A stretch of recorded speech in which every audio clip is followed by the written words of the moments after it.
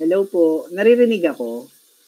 Yes, sir. Ayan, sige. Magandang umaga po sa inyong lahat. So, yung schedule po natin, session 2 ng pagsasalin sa kontekstong Pilipino ngayong December 21.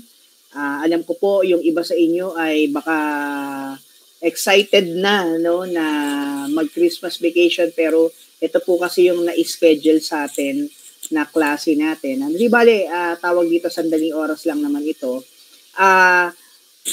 Last week ay nakapag-upload na ako ng inyong module, yung module number 1. So, ang deadline po ng module number 1 natin ay hanggang mamaya 11 o'clock. So, pwede nyo pong ihabol, i-upload, i-attach doon sa MS Teams, doon sa assignment na nakalagay o naka-indicate yung inyong pangalan para doon sa module number 1. Yung module number 1 ay batayang kaalaman sa Filipino o konsepto ng wikang Filipino.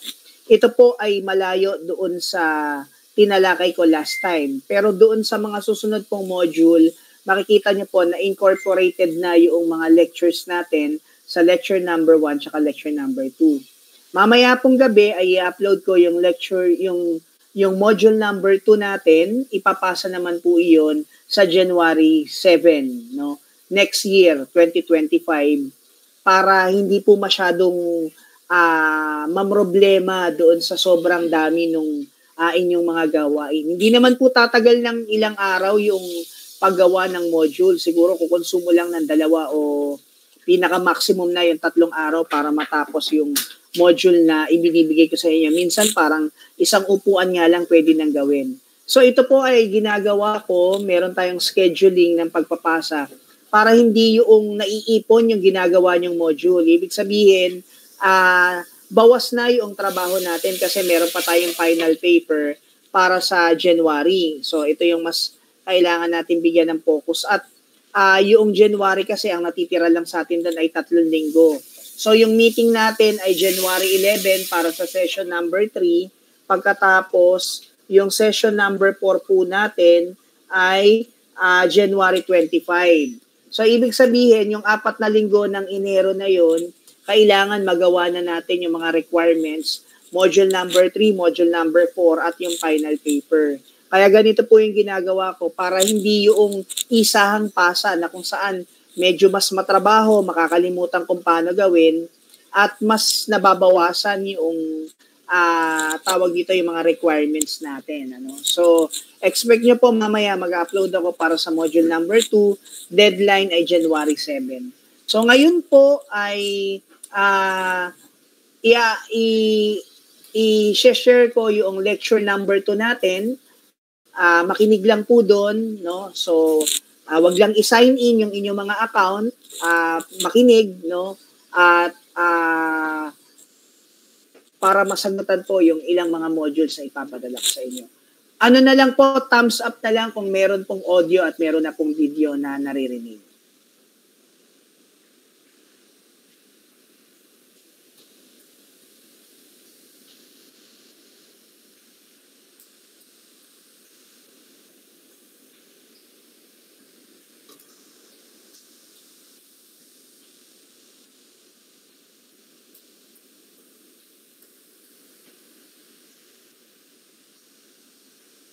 Thumbs up na lang po kung meron ng audio at video na naririnig, ha? Sandali lang.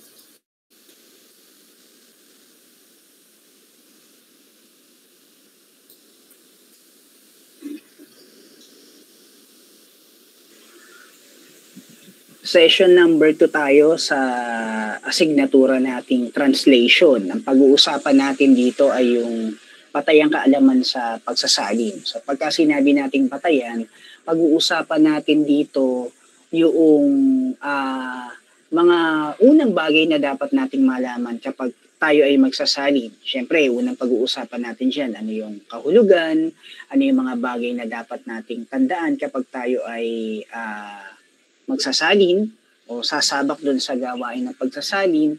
Pagkatapos, ano ba yung layunin natin? Bakit ba tayo nagsasalin? Bilang tagasalin, ano ba yung katangian, characteristics na dapat nating taglayin? So ito yung pag-uusapan natin sa aralin natin para sa araw na ito.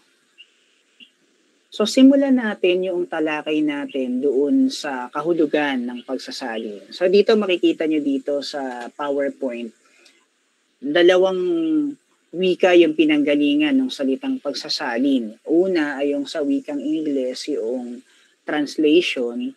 Sa Latin naman, meron din siyang katumbas na salita, yung translatio.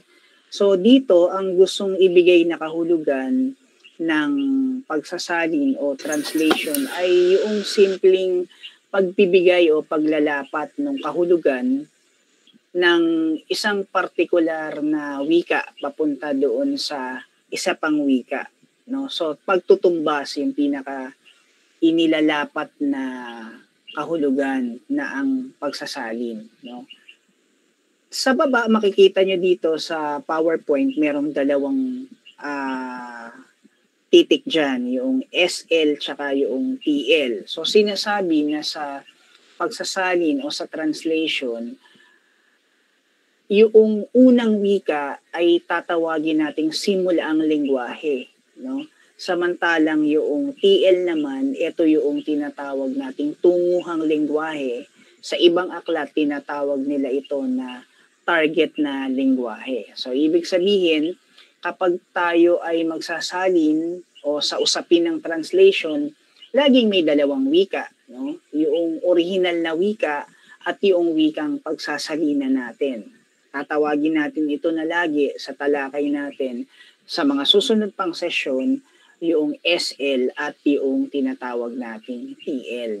So para mas maging malinaw yung talakay natin sa pagsasalin, kukuha tayo ng mga kahulugan ayon dun sa mga kilalang mga writers, kilalang mga manunulat, at kung paano nila ipinaliwanag o binigyan ng kahulugan yung pagsasalin.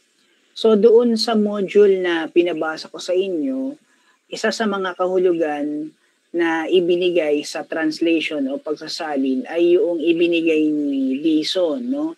Sa ibinigay ni Dison, 3 salita yung pumapasok dito. Yung tinatawag nating wika, ideolohiya, at yung tinatawag nating pagsasalin.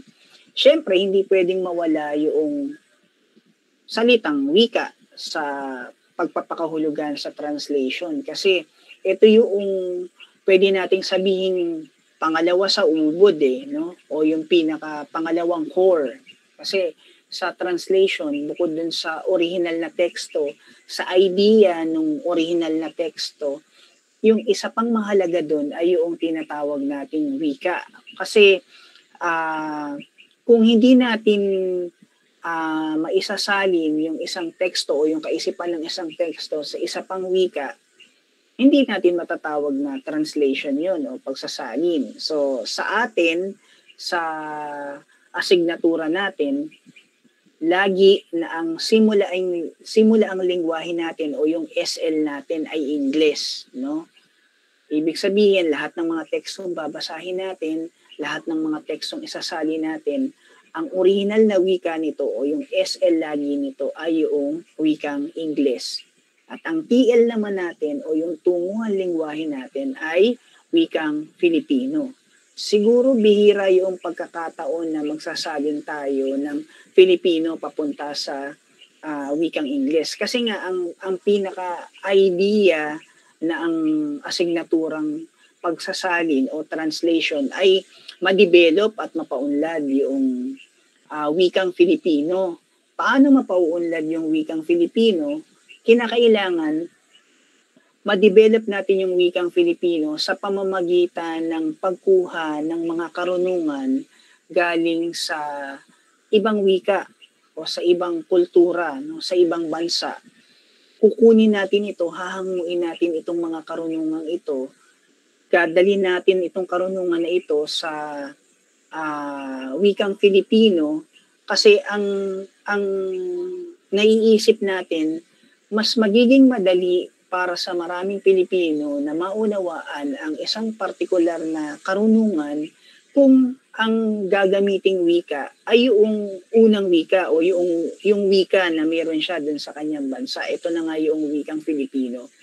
Hindi naman ibig sabihin tayong mga Pilipino, hindi tayo marunong umintindi ng wikang Ingles. Pero kasi hindi naman lahat ng mga Pilipino sa bansa natin ay malay na at marunong nang gumamit ng wikang Ingles. So, nandun na tayo dun sa kaisipan na bilingual tayo, no? Pero marami pa rin sa mga Pilipino yung hindi pa rin sila ganong kasanay sa paggamit ng wikang Ingles. Pangalawa, iba pa rin kasi kapag nauunawaan natin yung isang karunungan galing sa ibang bansa. Kapag ang ginagamit nating wika ay yung wikang talagang sa atin, mas madali nating maiintindihan at mas madali nating mauunawaan yun. Dito na papasok ngayon yung tinatawag nating gawain ng pagsasalin. Kaya nga dito kay Dison, babalikan ko na yung wika para sa kanya, sa pagpapanghulugan niya, ay mahalagang-mahalaga. Kasi kung hindi tayo malay doon sa dalawang wika, no? Doon sa original na wika o yung SL at yung TL ng particular na teksto, hindi magiging maayos yung gagawin nating pagsasalin. Pangalawa ay yung tinatawag nating ideolohiya o yung ideology. Pagka sinabi nating ideology, ito yung tinatawag nating mga sistema ng ideya o yung system of ideas, no? So ibig sabihin, lahat ng mga tagasalin, lahat ng mga translators, meron niyang mga sistema ng mga ideya. Kung paano niya ba nakikitang maisasalin yung isang partikular na kaisipan sa isa pang wika ng maayos na maayos. So dito lumalabas na sa gawain ng pagsasalin, kahit papaano, papasok dyan yung influence ng tagasalin. So ibig sabihin, hindi lahat ng tagasalin ay may pare-parehong output o may pare-parehong kaisipan o kaalaman na isasalin. Ibig sabihin, hindi lahat pare-pareho yung idea nila o yung output nila sa pagsasalin. Iba-iba yan.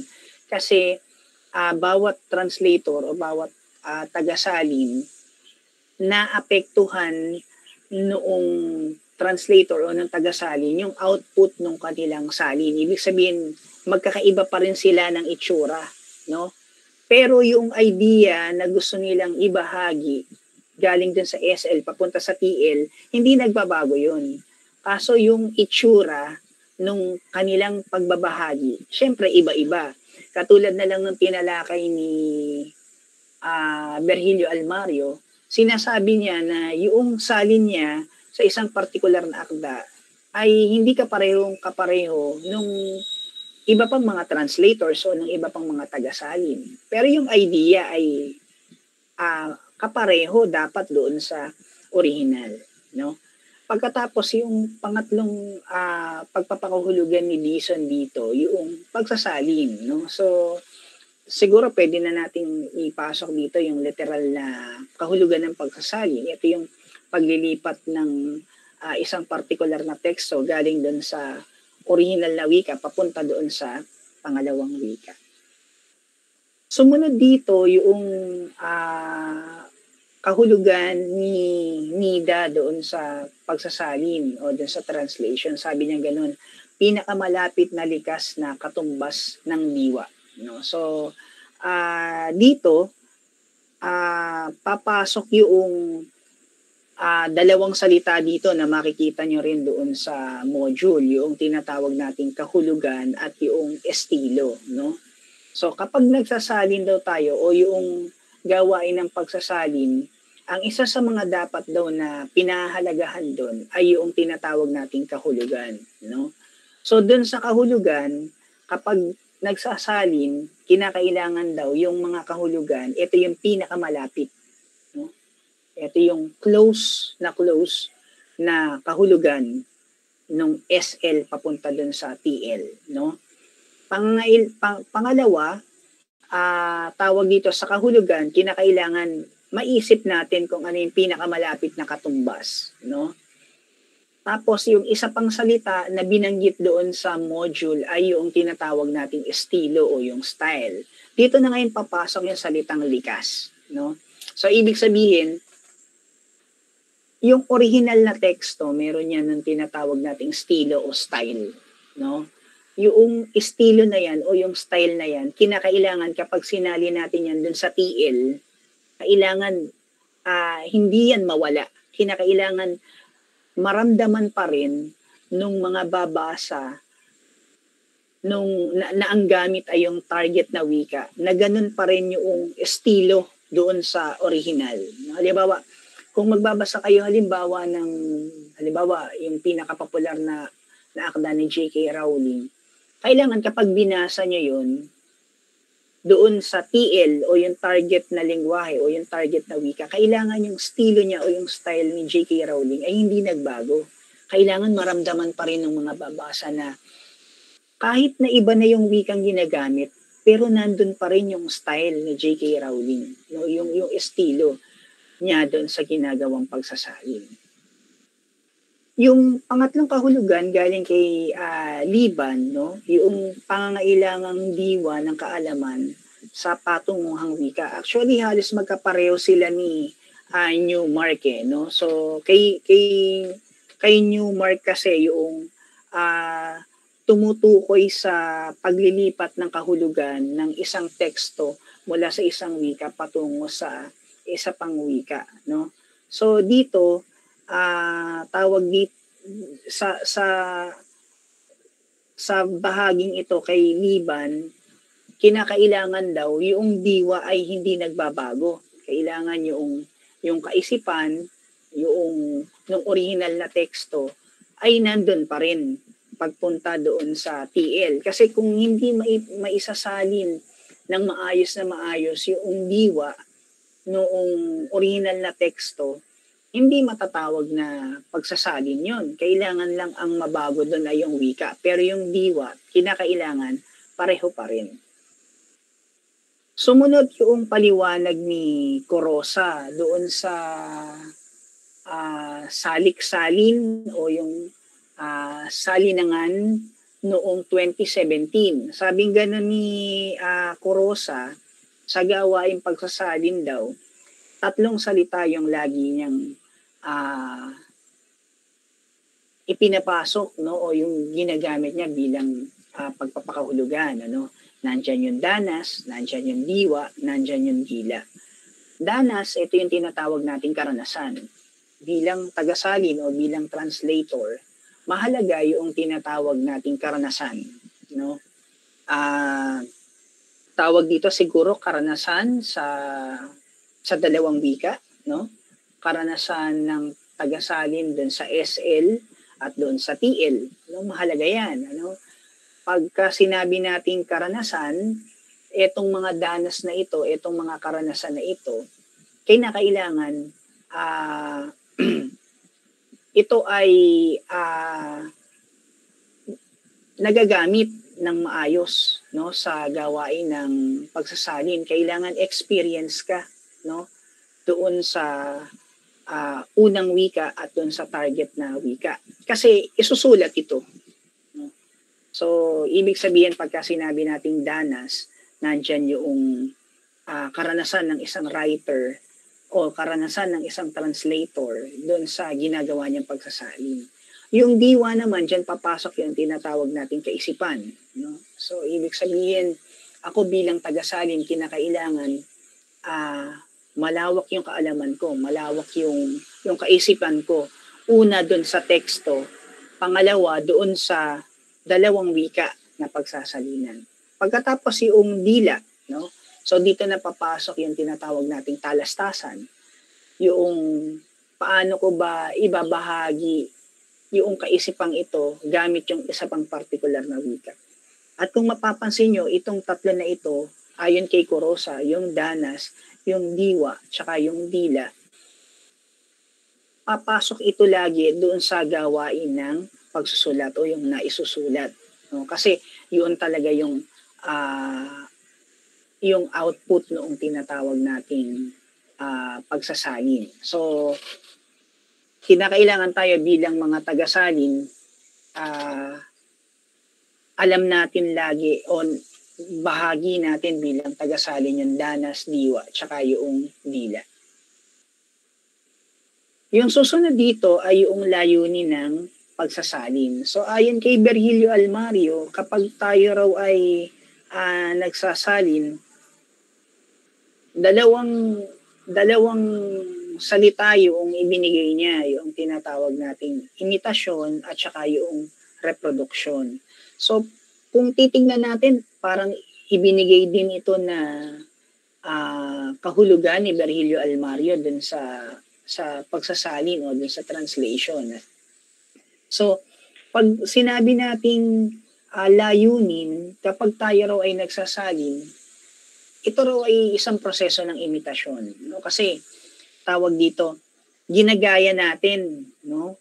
Yung tinatawag nating original na teksto. Ang binabago nga lang natin, yung tinatawag nating wika. Ito ay proseso ng imitasyon kasi kinakailangan kapag nagsasalin tayo, kopyang-kopya natin yung idea. Kopyang-kopya natin yung estilo ng writer. Kopyang-kopya rin natin dapat yung mga salita na ginamit. Kaso nga lang, papunta ito dun sa iba pang mga wika. So, ang pagsasalin, pwede nating sabihin na ito ay imitasyon, no? Ang isa sa layunin ng pagsasalin ayon kay Virgilio Almario ay yung imitasyon o yung paggaya. Kapag tayo ay nagsasalin, pumapasok din tayo dun sa proseso ng reproduction o yung reproduction. Nagre-reproduce kasi rin tayo ng panibagong akda eh. Sabi nga ni Virgilio Almario din na kapag tayo ay nagsasalin, ginagawa natin yung proseso ng pagsasalin, parang lumilikha rin tayo ng panibagong akda, no? Hindi ibig sabihin kasi na kapag nagsalin tayo, ang may-ari pa rin ng sinalin natin ay yung original na writer. Hindi, no? Kapag nagsasalin tayo, yung isinali natin, ito ay pag-aari na natin. Halimbawa, meron akong akdang isinalin, hindi ibig sabihin na yung sinalin ko na yun, ang may-ari pa rin nun ay yung author pa rin. Hindi. No? Ang may-ari na nun ay ako. So, bakit ako na yung may-ari nun? Kasi ako yung nag-isip kung ano ba yung mga salita na pwede kong gamitin para dito. Ako yung nag-iisip kung anong parte, kung ilalapat ko ba itong kultura na mayroon, itong particular na teksto na ito doon sa tunguhan lingwahe o yung target na wika. Ibig sabihin, lumilikha ako ng panibago. Ang inaalagaan ko lang dito ay yung ideya o yung kaisipan ng original na teksto. Kaya sinasabing reproduction ito. At hindi naman lahat ng mga tagasalin ay may pare-parehong output o magkakapareho ng produksyon ng pagsasalin. Hindi, magkakaiba yan. No? Pero malinaw dyan sa mga tagasali na yan, inaalagaan nila yung kaisipan o yung ideya na mayroon yung teksto kasi yun yung hindi dapat na mabago. No? So, meron pang ibang mga layunin yung tinatawag nating pagsasalin. So, una na dito yung tinatawag nating pagdaragdag ng impormasyon at kaalaman mula sa pag-aangkat ng mga kaisipan mula sa ibang mga wika. Nabanggit ko na kanina doon sa simula na ang pinakalayunin kung bakit tayo nagsasalin kasi gusto nating mapaunlad yung kaalaman natin, ma-develop yung bansa natin sa pamamagitan ng pagkuha ng karunungan sa ibang bansa. Aminin natin, wala namang bansa talaga na yung karunungan ay sa kanila lang nanggagaling. Talagang kailangan natin yung mga knowledge na yan sa ibang mga bansa. No? At ang paraan para makuha natin itong mga karunungan ito galing sa ibang bansa ay sa pamamagitan ng tinatawag nating pagsasalin. No? Na nakatutuwang isipin na meron tayong mga kalapit na mga bansa katulad ng Indonesia, ng Thailand. Etong mga bansa na ito, kumukuha sila ng karunungan sa iba pang mga bansa. Pero naniniwala sila dun sa kahalagahan ng unang wika nila. na mas naniniwala sila na mas madaling maiintindihan yung mga karunungan ng ibang bansa kung ang gagamiting wika ay yung sarili nilang wika. Parang ganun din yung layunin nitong asignatura nating pagsasalin. Para maging intelektualisado ang wikang Filipino, para umunlad ang wikang Filipino, para umunlad ang karunungan nating mga Pilipino, kailangan kunin natin yung mga karunungan, yung mga classic, yung mga literatura ng ibang bansa para maunawaan natin sila. Pero mas madali nating mauunawaan ito kung ang gagamitin natin ay yung sarili nating wika o yung wikang pambansa. No? Pangalawa na layunin ng pagsasalin ay yung paglahok sa pambansang kamalayan ng iba't ibang katutubong kalinangan mula sa iba't ibang wikang regional at pangkating etniko sa bansa. Hindi lang naman kasi yung mga akda ng ibang bansa yung isasali natin. Tandaan na ang Pilipinas ay multilingual. Napakaraming wika sa Pilipinas. At itong napakaraming wikang ito ay isa rin sa mga dahilan marahil ng siguro pwede nating sabihin ng hanggang ngayon hindi pa rin naman natin talaga alam kung ano yung kulturang mayroon ang Pilipinas, no? Kumbaga wala pa tayo dun sa estado ng tinatawag nating national literature, tawag dito. Kumbaga may isang writer, nakalimutan ko yung pangalan ng writer na yun, na sa atin daw sa Pilipinas, wala tayo ng tinatawag nating national literature, not natural, national literature o yung tinatawag nating pambansang literatura, no? Sa ibang bansa, meron sila ng tinatawag natin pambansang literatura. Halimbawa, sa Ingles, meron sila noong mga akda ni Shakespeare, no? Pero itong akda ni Shakespeare, ang kinakatawan nito yung lahat ng mga wika sa kanila, sa kanilang mga bansa. Sa atin, tawag dito, medyo problematic yun kasi ang daming classic ang daming mga akda sa bansa natin, sa regional, no? Talagang iba-iba. Sa atin, kung titignan ninyo sa pag-aaral ng panitikan, ang pinag-aaralan lang natin ay yung panitikang mayroon sa Tagalog, pero hindi natin nasisilip at hindi natin nakikita kung anong uri ng panitikan mayroon ang mga Bicolano, ang mga Waray, ang mga Hiligaynon. Yung mga panitikan na yun ay napag-uusapan lang din dun sa lugar ng Pilipinas. Halimbawa, kung ikaw ay taga Bicol, dun lang mapag-uusapan yung mga kwentong bayan nila, yung mga maikling kwento nila. Dun lang yun napag-uusapan. Pero tayo hindi natin napag-uusapan dito yun sa Maynila. Hindi natin napag-uusapan yun sa NCR. Ang napag-uusapan lang natin ay kung ano yung mayroong tayong akda dito sa Tagalog, no? Sa pamamagitan ng pagsasalin, kung itong mga akdang ito, kung itong mga panitikang ito sa mga regional na panitikan ay maisasali natin sa wikang Filipino na alam ng maraming Pilipino, mas makikilala natin kung sino talaga tayong mga Pilipino.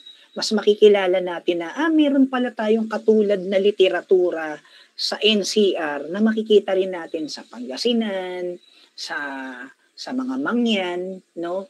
Yung mga panitikan halimbawa ng mga kababayan natin mga nasa Cordillera, no? Kung maisasagawa natin yung tinatawag nating pagsasalin, kaya nga ito yung lumalabas sa isa sa mga layunin ng pagsasalin na hindi lang doon sa original na wika, no? Kumbaga maisalin din itong mga classic na ito sa wikang pambansa. Pangatlo ay yung mapagyaman ang kamalayan sa iba't ibang kultura mula sa pagbubukas ng bagong mundo mula sa salin. Ito naman, nabanggit ko kanina, kung mabibigyan ng pagkakataon at kung magagawan ng paraan na maisalin itong mga pangkat etniko, yung mga literatura nila, mas madali nating malalaman kung bakit ganun yung kultura nila. No? Mas madali tayong makikilala rin ng ibang etnikong grupo sa Pilipinas kung bakit ganito tayong mga Tagalog, bakit ganito silang mga Kapampangan, ano yung mga aknang pampanitikan na meron sa kanila, yung mga maikling kwento nila, yung mga tula nila, no? Yung mga dula nila, yung mga awiting bayan nila, kung ito ay masasalin halimbawa sa wikang Filipino, magbubukas ito ng panibagong pagkilala sa atin bilang mga Pilipino na meron pala tayong ganitong mga kultura na hindi naman pala nalalayo yung kultura ng mga kababayan natin sa iba pang mga lugar sa Pilipinas. So dito pag-usapan din natin yung bahagi pa rin ng batayan sa pagsasalin ay yung tinatawag nating proseso ng pagsasalin. So dito makikita ninyo yung simula ang lengguwahe, tapos meron tayong tunguhan lengguwahe. So ito yung magkahiwalay itong dalawa na ito, no? So simula ito yung tinatawag nating original na wika, tapos yung tunguhang lengguwahe, ito naman yung pagsasalina natin ng wika. So dito makikita ninyo sa SL yung tekstong isasalin. Diyan talaga nakalagay yan. Pagkatapos, ang layunin natin sa pagsasalin o yung proseso natin sa pagsasalin, tuklasin natin kung ano ba yung kahulugan o kung ano yung nilalamang ideya, kung ano yung kaisipan ng tekstong isasalin. Patungo ito doon sa kahulugan. So kapag nakita na natin yung idea noong tekstong isasalin natin, no, gamit yung SL na alam din natin dapat, sisikapin natin itong tumbasan ng mga kahulugan galing din sa TL. Okay. So dito na ngayon, muling ipahahayag yung kaisipan, kaso nga lang, iba na yung wikang gagamitin.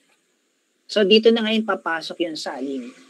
Pansinin na dito sa diagram na ito, gumamit ng iba-ibang hugis o iba-ibang figura. Ang gustong ipakita dito sa prosesong ito na ang SL ay gumamit ng ibang figura para ipakita na magkakaiba itong mga ito, no? Na ang SL ay may ibang figura doon sa TL. Kaya tatsulok yung ginamit. Pero kung mapapansin ninyo, yung kahulugan o yung kaisipan ay iisa lang dapat. Kaya makikita nyo doon sa diagram, nasa gitna ito, magkaugnay silang dalawa. Merong isang dinadaluyan at isang partikular na figura lang yung ginamit. So mahalaga na kapag tayo ay nagsasalin, ang binabago lang dapat natin dito ay yung wika. Pero yung kahulugan, yung kaisipan, noong tekstong isasalin natin ay dapat na manatili. So syempre, dun sa unang pinag-usapan natin, tawag dito kapag nagsasalin tayo, dapat isaalang-alang natin yung kultura.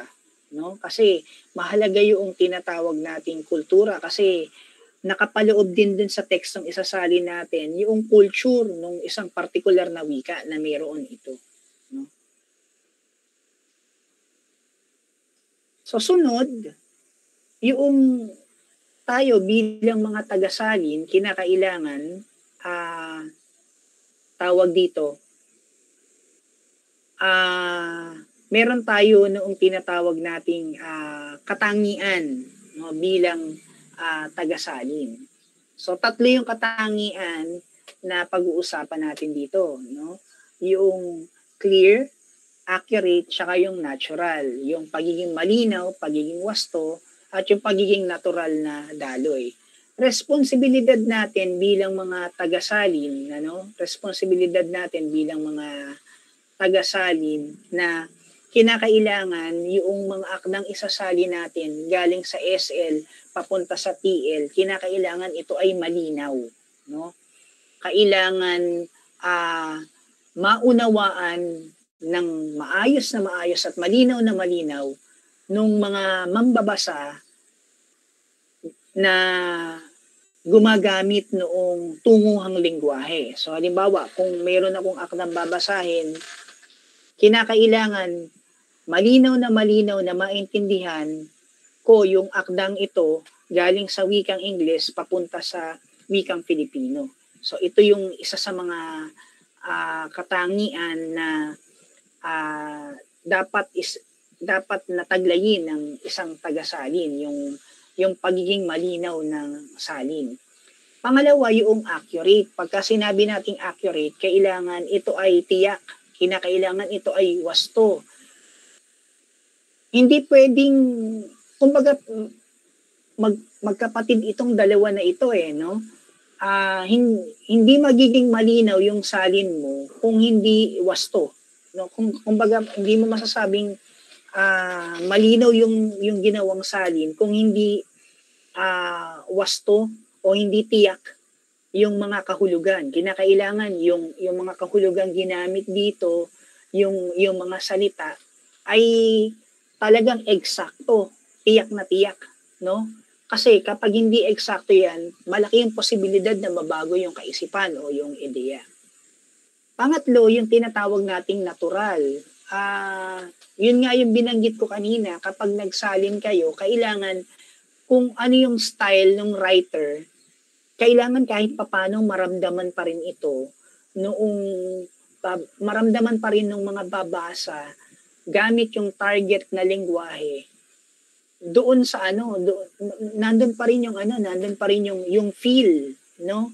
Kumbaga yung dulas ng talakay, kumbaga yung estilo ng writer nandun pa rin, no? Kumbaga parang hindi pilit yung ginawang pagsasalin, no? Tawag dito yung kailangan kung ano yung dapat na maramdaman ng isang mambabasa doon sa kanyang akdang binabasa, nung basahin niya yung original, kailangan ganun pa rin yung pakiramdam niya nung binasa niya yung salin, no? So, ito yung tatlong katangian na dapat taglayin ng isang mahusay na tagasalin. So pumunta tayo dun sa katangian at yung tungkulin ng tagasalin, no? So ayon kay Batnag, meron tayong tatlong tungkulin sa tagasalin. Bilang tagasalin, una, kinakailangan tapat tayo sa author. Pagka sinabi nating tapat tayo sa author, kinakailangan bilang tagasalin, hindi natin binabago yung kaisipan. Hindi natin binabago yung nilalaman ng teksto. No?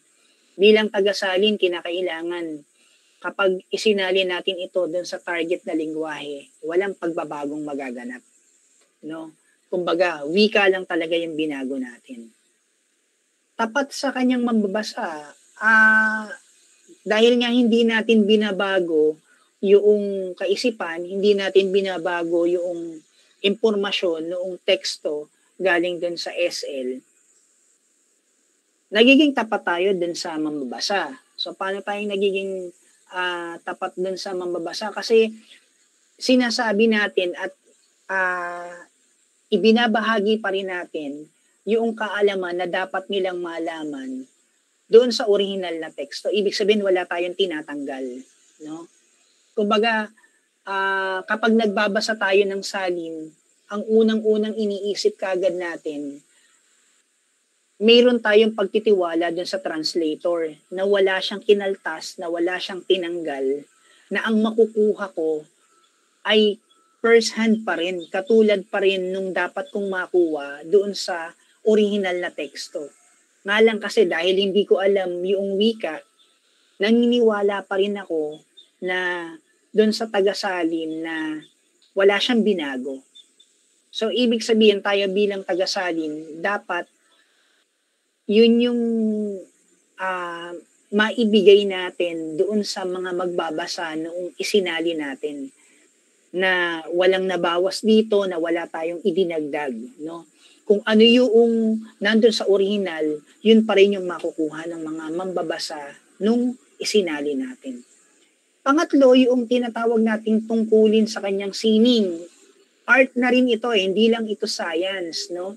Kapag nagsasalin tayo, sa mga nauna ko ng talakay kanina, yung tinatawag nating estilo, o yung tinatawag nating style, pinapanatili pa rin natin ito kahit papano. Sinisikap pa rin natin na madala yung estilo ng writer doon sa ginagawa nating salin.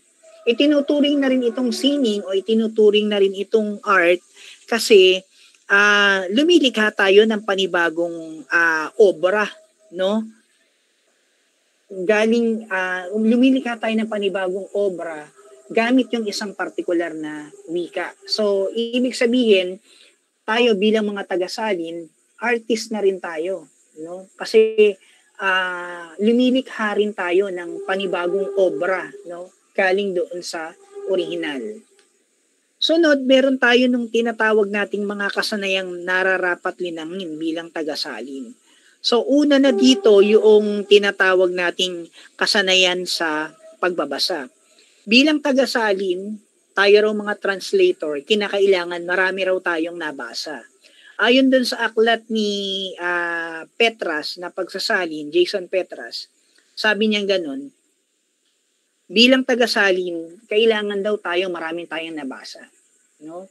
Bakit kinakailangan marami tayong nabasa? Bukod dun sa akdang isasalin natin, kinakailangan daw nabasa natin ito ng gusto, marami rin daw tayong dapat nabasa kasi kapag marami tayong nabasang akda, mas madali sa atin para pumuo ng kaisipan na malapit dun sa original na teksto. No, ibig sabihin, tawag dito, kung limitado lang yung nabasa natin, yung kakayahan natin para ipahayag yung isang partikular na kaisipan ay magiging limitado, no? Samantalang kung marami tayong nabasa, kumbaga nakakakita tayo ng napakaraming impormasyon. Nakikita natin yung iba-ibang mga estilo nung isang writer. At nakikita rin natin kung ito ba ay magiging akma sa gagawin nating pagsasalin, no? So, tawag dito, kumbaga sa usapin ng writer, sa usapin ng manunulat, yung mga magagaling na manunulat, mas marami silang nasusulat kasi marami silang nabasa. Ganon din sa pagsasalin dahil sabi ko nga kanina, ito ay sining, mas magiging madali sa atin na maisalin yung isang partikular na akda kung marami tayong nabasa, kung marami tayong mga nakuhang ideya, no? Dun sa mga iba pang mga akda na nabasa natin. Kasanayan sa pananaliksik. Researchers din tayo dapat bilang taga-salin kasi iniisip natin kung anong salita yung pwede nating gamitin sa mga partikular na salita doon sa original na teksto.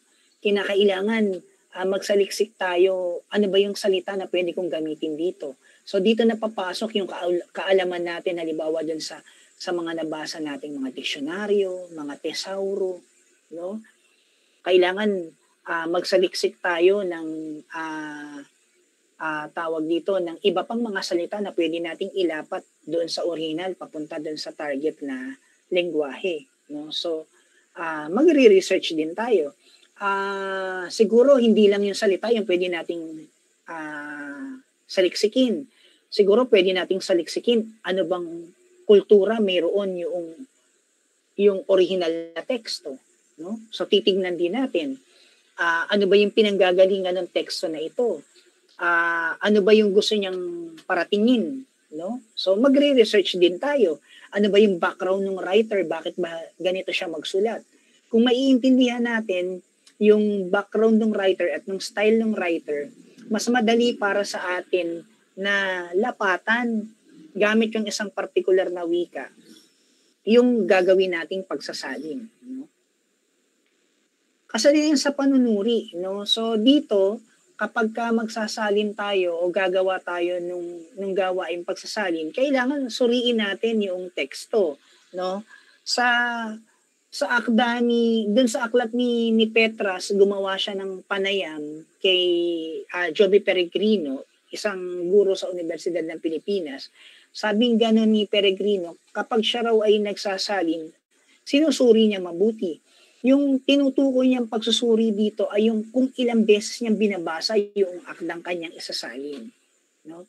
So tayo siguro, bilang mga taga-salin, isa sa mga kasanayan na dapat nating i-develop yung hindi lang natin isang beses babasahin yung original na teksto.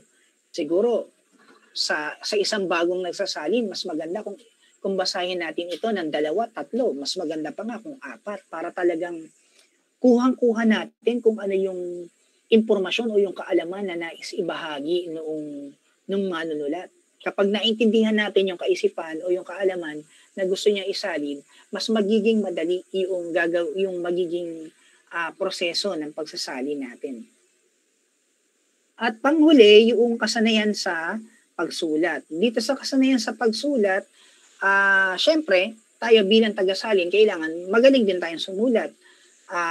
Tawag dito, writer din dapat tayo kasi tawag dito mayroong mga bagay din tayong dapat na isaalang-alang sa pagsasalin, yung pagiging magaling natin sa wika, pagiging biyasa natin sa paggamit ng wika, yung pag-i-structure o yung struktura ng paggamit natin, yung pagbuo natin ng mga pangusap kailangan maayos, no? So sabi nga ganun sa kasanayan sa pagsulat, no? Mayroong tatlong bagay na dapat taglayin kapag tayo ay nagsasalin sa usapin sa pagsusulat. Sabi ganun, kailangan daw gamitin yung kaayusan ng salita at ng pangusap na nakabatay dun sa istruktura ng TL. So tingnan daw natin, ano ba yung structure ng SL? Kailangan daw pagpunta nito sa TL, yung structure nito ay kumbaga maayos na maayos yung tinatawag nating istruktura noong pagbuo natin ng pangungusap. At panghuli, yung tinatawag nating katangian na dapat nating taglayan bilang taga-salin. Ayon kay Nida, kay Savory, tsaka kay Santiago, no? So, sabing ganon, may sapat na kaalaman sa wikang kasangkot, no? So, naniniwala naman tayo sa atin bilang bilingual kasi tayo, no? Dalawa yung wikang, biyasa na tayo sa wikang Filipino, tsaka wikang English. So, siguro itong katangiang binabanggit dito, may sapat na tayong kaalaman doon sa wika na yun. Sapat na kaalaman sa wikang isasalin, no? So, ibig sabihin, tawag dito, alam natin yung dalawang wika, no? Yung wikang Filipino at yung wikang Ingles. Kasi kung limitado yung kaalaman natin doon sa wikang isasalin natin, problematic, hindi magiging maayos yung gagawin natin pagsasalin.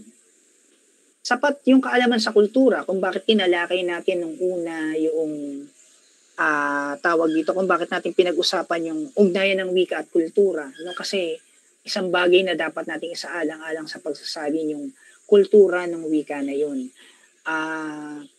Tawag dito, syempre nasa pagdidesisyon na rin natin minsan no, kung ito bang culture na makikita natin dito sa original na teksto sa simulaang lengguwahe, kung ipapasa ba natin ito sa TL, no? Kasi syempre minsan may mga kultura rin naman na hindi advisable o kumbaga parang hindi papasok dun sa kultura ng TL, no?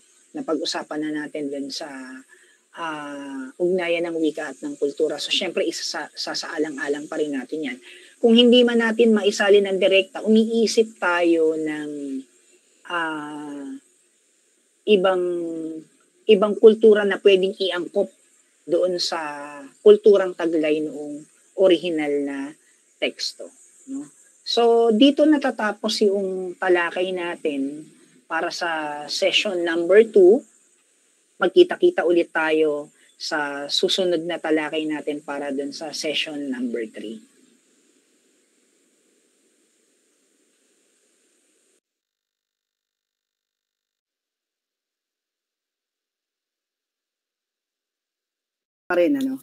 So natapos na natin yung ating natapos na natin yung ating session 2. reminders lang, paalala na yung klase natin ay 10:30. Ngayon kung darating po kayo ng huli, halimbawa 11:30, wag niyo na pong expect na tatanggapin ko kayo. So considered absent na yon. Kasi hindi ako nagkukulang ng paalala sa inyo kung anong oras yung klase natin. 2 beses ako magpaalala. Nagpaalala ako nung last Thursday yata o last Wednesday, tapos nagpaalala rin ako kahapon dun sa klase natin. So itong mga ito po, dahil schedule po ito at nakakalendar na po ito sa inyo, dating po kayo ng maaga, 10:30. Ngayon kung darating po kayo ng 11:30, wag niyo na pong asahan na tatanggapin ko kayo kasi syempre unfair din dun sa mga nag-e-effort na mag-online. Yung iba nagtatrabaho pa pero pinipilit nila makapasok ng online. So medyo nakakalungkot yun. Tawag dito. Kung ano po yung oras na ibinigay sa inyo ng Open University at kung anong mga dates. Hindi naman yan hindi naman yan every Saturday. Makikita nyo, ikinalat nung OUS yung schedule ninyo. Tapos 4 na meeting lang. Pagkatapos darating tayo ng date. Medyo nakakalungkot yon para sa iba na nag-e-effort, no? So sana i-observe ito at i-inform din mga iba pa, no? Okay. So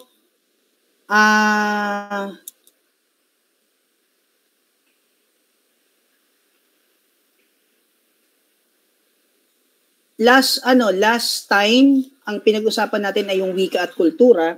Ngayon naman ay yung kahulugan at yung paraan ng pagsasalin. So dito sa lecture kanina makikita nyo na ang pinakabinibigyan ng emphasis dito ay yung importansya noong tinatawag nating nung tinatawag o yung thought, no? Mahalaga yung tinatawag nating thought sa gawain ng pagsasalin o yung mismong kaisipan. So, meron tayong SL at TL. Yung SL, ito yung simulaing lingwahe.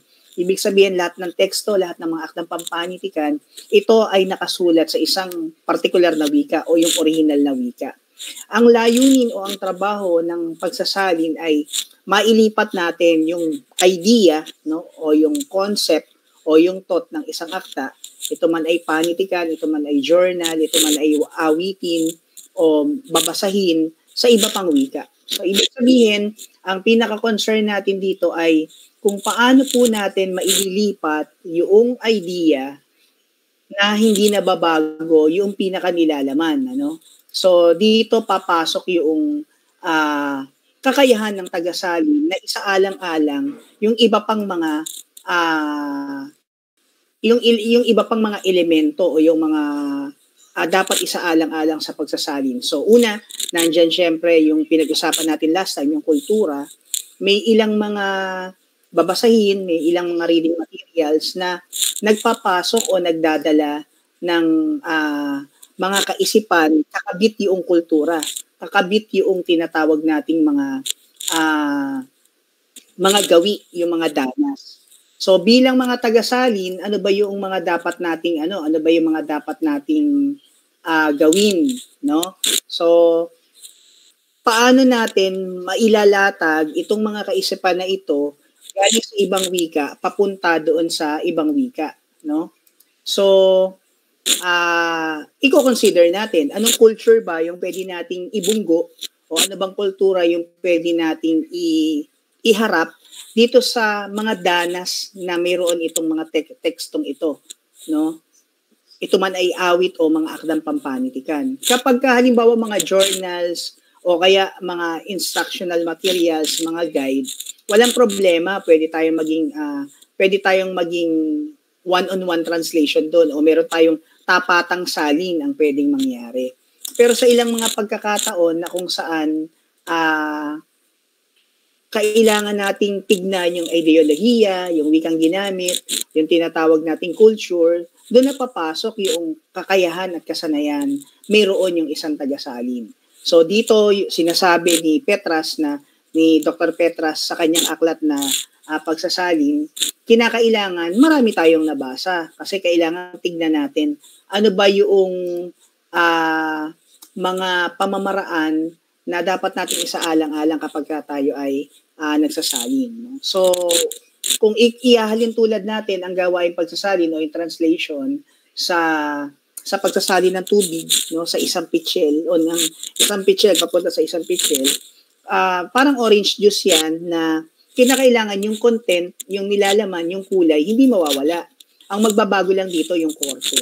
So yung korte ng lalagyan, ito ay sumisimbolo o pwede nating itali dito yung wika. Tanging wika lang yung pwede nating basahin, no? Tanging yung wika lang ang pwede pala nating palitan, sorry. Pero yung nilalaman o yung content, kailangan manatili. May mga pagkakataon na minsan meron tayong, hindi naman totally itinatapon, pero meron tayong ilang mga detalye sa original na salin na hindi natin ilalagay. So dito siguro natin ititignan yung sa pagsasalin ng orange juice sa isa pang lalagyan o sa bagong lalagyan, kahit papano may naiiwan na kaunti, no? O yung parang mga tira-tira. Ano na yon tawag dito? Siguro sa gawain pagsasalin, ito yung ilang mga elemento na siguro hindi na natin pwedeng isalin kasi merong mga hangganan, no? Yung kakayahan ng mga wika na yon. Halimbawa sa atin, kung nanonood kayo halimbawa sa Netflix naman yung mga subtitles yan, hindi naman talaga Korean yung nagsasalin. Maaring ang nagsasalin yan ay Malay dun sa dalawang wika, no? Pag sinabi nating Malay, ibig sabihin marunong o expert sila sa wikang Hangul tsaka sa wikang Filipino. May ilang mga konsepto na isinasaalang-alang yung tagasalin na kailangang isaalang-alang nila batay dun sa audience na mayroon. Halimbawa sa atin sa Pilipinas, pakiramdam ko yung concept ng abortion medyo may hirapan yung tagasalin doon kasi yung concept ng abortion sa Pilipinas hindi naman talaga ganong tinatanggap. So, kung ito ay sasalin sa Pilipino, ano yung pwedeng ilapat, no? Ano yung mga konsepto na pwede nating itapat doon. So dito na siguro papasok yung ilang limitasyon na ang nagiging hadlang ay yung mismong kultura, no? So dito na papasok yung expertise ng translator na ano ba isasalin ko ba itong part na ito? Ano ba yung pwedeng kultura na pwede kong iharap sa ganitong sitwasyon, ano? Kasi isinasaalang-alang na yung tinatawag nating audience. Kasi ang intention niya ay maisalin yung kaisipan pero hindi nagbabago yung wika. Tawag dito sa isang tagasalin ayon kay Almario nung kanina yung binanggit kanina, considered na tayo rin tawag dito writer na rin, no? Kumbaga pag nakakita kayo ng mga gawang salin, makikita nyo doon na writer na rin o pag-aari niya na rin yung kanyang akdang isinalin. Kaya nga kung makikita nyo sa mga aklat, makikita nyo yung original author tapos sa baba nun meron translated, no? O isinalin ni, no? So ibig sabihin, ang karapatang ari nun ay nandun na rin sa tagasalin. Maliban na lang kung ano yung gagamiting reference. Kasi ano na yan kumbaga likhang sining na natin yun bilang mga tagasalin kasi tayo yung naglapat, tayo yung nag-isip kung paano yung pinakamagandang tumbas ng wika na hindi nababago yung tinatawag natin kaisipan. So, yun yung pinakaubod noong talakay natin ngayon para sa session 2. Meron ba kayong gustong itanong regarding doon sa ating lecture o kaya ilang concern pa doon sa ating subject ngayon? Kung meron man, raise hand na lang. Sige, si Rehuso. Sir, tinatanong po nila, or hindi pala nila, baka daw po pwedeng masend yung lecture videos, recorded videos? Ay, hindi ako nagsasend ng recorded video kasi kapag sinend ko yung recorded video sa inyo, wag na lang tayong mag-online. Tawag dito, para saan pa, di ba? Tawag dito, intended talaga itong mga lectures na ito dun sa mismong araw. Kasi, tawag dito, yung 4 na meeting na yon talagang sinisikap na yung mga recorded videos talaga, yung personal na lecture ay doon yung marinig. No? Kasi parang kung ibibigay ko sa inyo yun, wag na lang tayo mag-online. Bakit pa mag-online, di ba? So, panoorin nyo na lang yun. Ayoko naman ng ganon. No? Kasi tawag dito, yun kasi talaga yung yung direksyon ng programa ng Open University. So meron tayong 4 na meeting, meron tayong lecture, no. So sa bagay na yan siguro paumanhin, hindi ko maibibigay maliban na lang kung halimbawa kinulang talaga tayo sa oras. At katulad dun sa isang section, pinadala ko yung kung ano yung naputol, no. Pinadala ko sa kanila yung link tapos yun na lang yung pinag-usapan nila. So observe talaga natin yung attendance sa klase. Sige. So, meron pa ba na mga tanong? Yan, pasensya na kayo kasi ganun ko talaga binavalue yung yung presensya ninyo sa loob ng classroom. Talagang sa akin mahalaga yung pag-attend talaga. Tapos nagkakaroon tayo ng interaction. Yun talaga yung mahalaga sa akin, kasi tawag dito, itong mga module na ito, kumbaga kaya niyo sagutan ito no. Pero syempre, dahil nga sa programa ng Open University System, kailangan mabigyan din ng reference kung paano niya nasagutan yung mga modules na yan. So ito yun yung lecture ko sa inyo.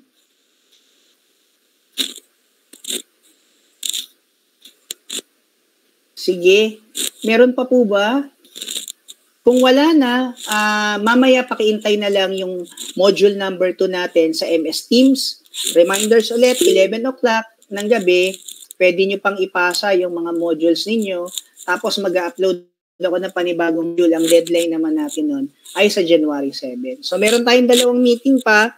Meron pa kayong natitirang 2 module tsaka yung isang final paper.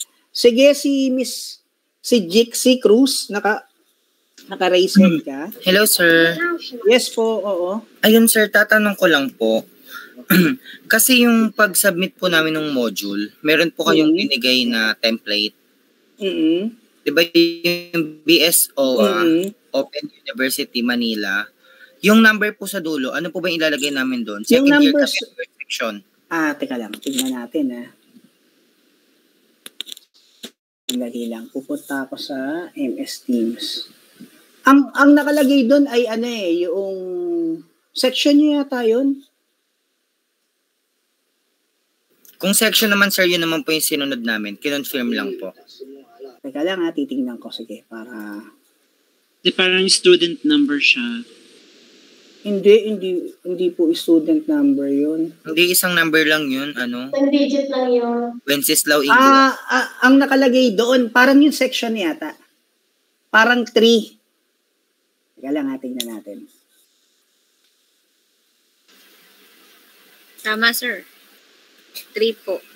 3. Yes so, po. Ibig sabihin 3, yun yung section ninyo. Section po, yes. Oo. Confirm ko na lang siguro ito mamaya. Okay, pero sir. Alam ko section yan kasi section yun, kung halimbawa section 3, ibig sabihin, although hindi naman maliligaw yan dahil nandun lang naman yan sa MS Teams dun para sa section ninyo. Kaso kasi ang ginagawa ko, lahat ng mga modules ninyo, naka-PDF yan, dina-download ko, nilalagay ko sa isang folder. Tapos chine-check ko ito ng sama-sama. Hindi ako nag-check sa MS Teams. Ginagawa ko lang 'yon na doon kayo mag-upload para mas madali sa akin na i-capture yung mga trabaho ninyo na hindi sasama sa iba. Kapag nag-Google folder kasi ako o kaya Google Drive, malaki yung tendency kasi na makita niyo yung trabaho ng iba. O kaya naman, ma-download ng iba yung inyong mga trabaho. Sa MS Teams kasi, ang makikita nyo lang ay yung para sa inyo at doon lang kayo mag-upload. Pero sa akin, dahil ako yung creator, makikita ko lahat yung pangalan nyo tapos nakatag lahat yung inyong mga gawain. Kapag PDF file ito, ita-download ko ito isa-isa, tapos mas madali kong checkan. Kumbaga, checkan ko siya sa isang laptop, so nandun ako, kaya sa iPad, doon ko ngayon checkan. Naglalagay ako ng section para hindi, halimbawa kung mayroong masingit na kung ano, alam ko na yun ay dahil nakalagay doon ay 03 o kaya 09 o kaya 06. Ibig sabihin, BSOA yon, section ninyo o kaya ibang section. So, coding lang yung inilagay ko doon. Yes, Pero, sir. Sir, ko yun. Actually, tinanong lang naman namin, sir, kasi baka mamaya magkaroon kami ng minus ng dahil lang doon. Hindi naman ako nagma-minus sa Hindi naman ako nagma-minus sa pagpapangalan. Ang kadalasan lang, yung dahilan para bumaba yung inyong marka, una kapag halimbawa late yung pagpasa, o kaya naman mai-incomplete dahil walang ipinasang module, walang ipinasang final paper, o kaya naman parehong-pareho yung gawa sa iba. Ayan, nangyayari talaga yan. At ako talagang iniisa-isa ko yung mga trabaho ninyo. Tapos yung binanggit ko sa inyo last time na Google Translate yung trabaho. Monitor ko yan. Meron ako mga application, at yung iba talagang nagtatanong pa sa akin kung bakit ganun yung marka. Pinapakita ko sa kanila, ini-email ko sa kanila, mini-messenger ko sa kanila. So, tawag dito, hindi naman ganun kahirap yung mga pinagagawa sa inyo sa asignaturang ito. Ang intention lang talaga ay, syempre, masukat kayo ng tama, mabigay sa inyo yung tamang marka, At tawag dito, yung mga effort ninyo ay mabalikan kung ano ba yung talagang para sa inyo. So, yun lang talaga yung intention ko para dyan. Ayan. So, kung wala na pong tanong, pwede na tayo sigurong pwede na tayong magpapaalam na ako sa inyo. Kita-kita na lang tayo sa January. Ang attendance ninyo, nakuha ko na. So, meron akong oras ng pag-check ng attendance ninyo. So, tawag dito, nagawa ko na iyon kanina. So, sa second link natin, hindi na ako mag-take ng attendance dito. Yung kaninang 50 na naka-attend ay na-note ko na yon na bigyan ko na ng attendance. So, ngayon lang, tawag dito, meron ako isang classmate ninyo na hindi ko na tinanggap kasi sobrang late na. At wala na rin siyang maabutan sa akin. So, considered absent. Sige po, maraming salamat at kita-kita po tayo next year. Merry Christmas po. Happy New Year sa inyong lahat. Thank you, sir. Merry Christmas, sir. Merry Christmas din po. Thank you, sir. Merry Christmas. Merry Christmas din po. Thank you po. Merry Christmas. Happy New Year.